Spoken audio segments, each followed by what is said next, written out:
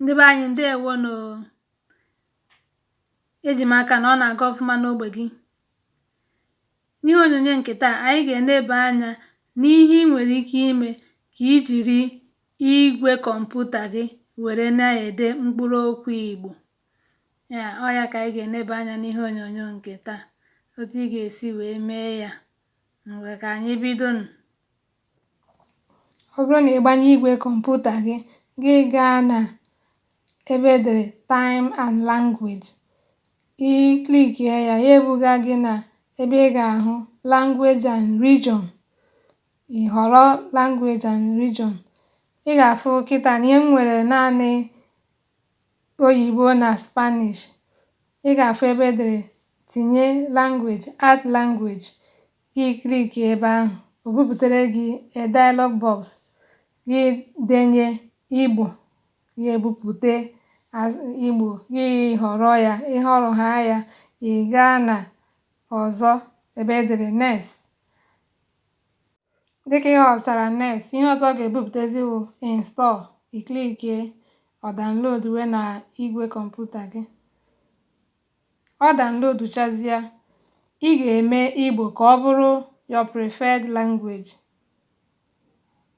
By ibu ya, ị ga-ewego ya ka ọ bụrụ nke mbụ, maka ebe anụnwa kịta ihe nọ ebe a na nke m English, maka ewepụrụ m Igbo ka m nwee ike gosi unu otu esi eme ya.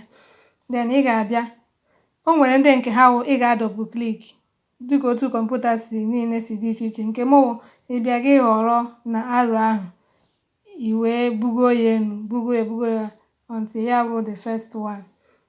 So anyị downloadgo ya. Anyị ga-agazi na ebe anyị ga-anọ wee dee ya. Ihe m ji ebe anụnwa wụ Zoom. Na Zoom ka m ji wee na-ede ya. Ị ga-eji ya dee mail. Ị ga-ewere ya dee ihe na WhatsApp ma mail Microsoft Word. Ama m ị na-ahụ ka o si aga. Ị ga-akawa ahụ chọta na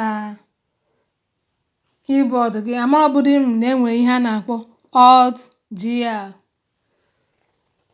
So ọ ya nwa ka ifu ya kịta, ifuru ka m si ede ya ebe a. Otu a ka ị ga-esi were ya wee na-ede mkpụrụ okwu Igbo. Ọ kacha ndị anụnwa nwerenu ihe n'okpuru ya. Nke ndị ahụ nwere ka o si wee dị.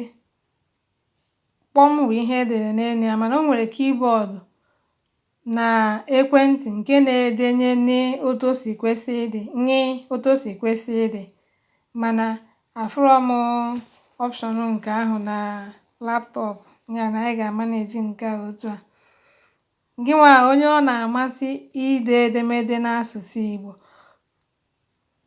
hụ na ị downloaduru Igbo language na kọmputa gị ka ị nwee ike wee na-ede ya.